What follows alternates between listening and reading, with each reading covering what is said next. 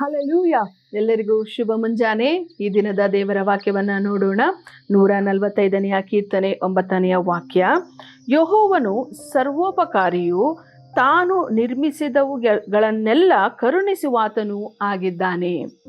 ದಾವಿದನ ಕೀರ್ತನೆಯಲ್ಲಿ ನಾವು ಕಾಣ್ತೇವೆ, ಆತನು ಅನುಭವಿಸಿ ಹೇಳ್ತಿದ್ದಾನೆ, ಯೆಹೋವನು ಸರ್ವೋಪಕಾರಿ, ಎಲ್ಲಾ ರೀತಿಯಲ್ಲಿ ಎಲ್ಲರಿಗೂ ಉಪಕಾರ ಮಾಡುವಂತಹ ದೇವರು, ತಾನು ನಿರ್ಮಿಸಿದವುಗಳನ್ನೆಲ್ಲ ಕರುಣಿಸುವಾತನು ಆಗಿದ್ದಾನೆ.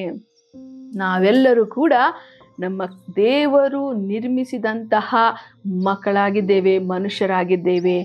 ಆತನಿಂದ ನಿರ್ಮಿಸಲ್ಪಟ್ಟಂತಹ ನಾವೆಲ್ಲರೂ ಕೂಡ ಆತನ ಸಹಾಯದಿಂದಲೇ ಬದುಕೋರಾಗಿದ್ದೇವೆ. ಕೀರ್ತನೆಗಾರನಾಗಿರುವಂತಹ ದಾವೀದನು ಇಲ್ಲಿ ಹೇಳ್ತಿದ್ದಾನೆ, ಯೆಹೋವನು ಸರ್ವೋಪಕಾರಿ ಎಂಬುದಾಗಿ. ಆತನ ಜೀವಿತದಲ್ಲಿ ರಾಜನಾಗಿದ್ದವನಾಗಿ ಆತನು ಎಷ್ಟರ ಮಟ್ಟಿಗೆ ದೇವರನ್ನ ಅನುಭವಿಸಿ ನೋಡಿರಬಹುದು, ಎಷ್ಟು ಉಪಕಾರಗಳನ್ನು ಆತನು ಹೊಂದಿರಬಹುದು, ಆತನೊಟ್ಟಿಗೆ ಇರುವಂತಹ ಜನರು ಹೊಂದಿರಬಹುದು ಅಲ್ವಾ. ಆ ಒಂದು ಅನುಭವದಿಂದ ಈ ಒಂದು ವಾಕ್ಯವನ್ನ ಆತನು ಹೇಳ್ತಿದ್ದಾನೆ, ಯೆಹೋವನು ಸರ್ವೋಪಕಾರಿಯು ಮತ್ತು ಕರುಣಿಸುವಾತನು ಆಗಿದ್ದಾನೆ. ಕರುಣೆಯುಳ್ಳಂತಹ ದೇವರು ನಮ್ಮ ದೇವರಾಗಿದ್ದಾರೆ. ಪ್ರಾರ್ಥನೆ ಮಾಡೋಣ.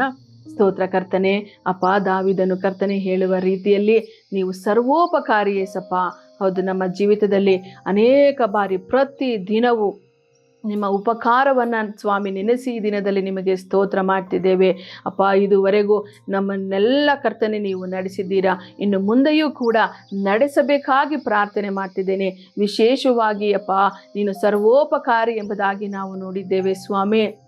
ಯಾರಿಗೆಲ್ಲ ಕರ್ತನೆ ಅಪ್ಪ ಒಳ್ಳೆ ಕಾರ್ಯಗಳು ಸ್ವಾಮಿ ನಡೆಯಬೇಕಾಗಿದೆಯೋ ಕರ್ತನೆ, ಆ ಎಲ್ಲ ಜನರ ಜೀವಿತದಲ್ಲಿ ಒಳ್ಳೆಯ ಕಾರ್ಯಗಳನ್ನು ನಡೆಸಿ ಎಲ್ಲ ಕೆಟ್ಟ ಕಾರ್ಯವನ್ನು ಒಳ್ಳೆಯ ಕಾರ್ಯವಾಗಿ ಪರಿವರ್ತಿಸಿ ಸ್ವಾಮಿ. ಇದು ನಿಮ್ಮಿಂದ ಮಾತ್ರ ಸಾಧ್ಯ ಕರ್ತನೆ.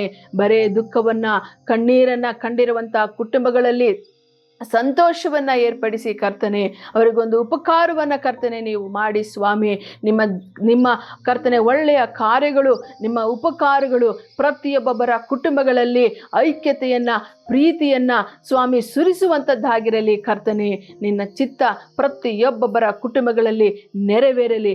ದಾವಿದನು ಹೇಳಿದ ರೀತಿಯಲ್ಲಿ ನಾವೆಲ್ಲರೂ ಕೂಡ ಪ್ರತಿಯೊಬ್ಬೊಬ್ಬರು ಕರ್ತನೆ, ಪ್ರತಿಯೊಂದೊಂದು ಕುಟುಂಬವೂ ಕೂಡ ಈ ಒಂದು ಸಾಕ್ಷಿಯನ್ನು ಹೇಳುವ ಹಾಗೆ ಅದ್ಭುತವನ್ನ ಮಾಡಿ ನಿಮ್ಮ ಚಿತ್ತದಂತೆ ನಡೆಸಬೇಕಾಗಿ ಯೇಸುವಿನ ನಾಮದಲ್ಲಿ ಪ್ರಾರ್ಥಿಸಿ ಬೇಡಿ ಹೊಂದಿದ್ದೇನೆ ಕರ್ತನೆ, ಆಮೇನ್.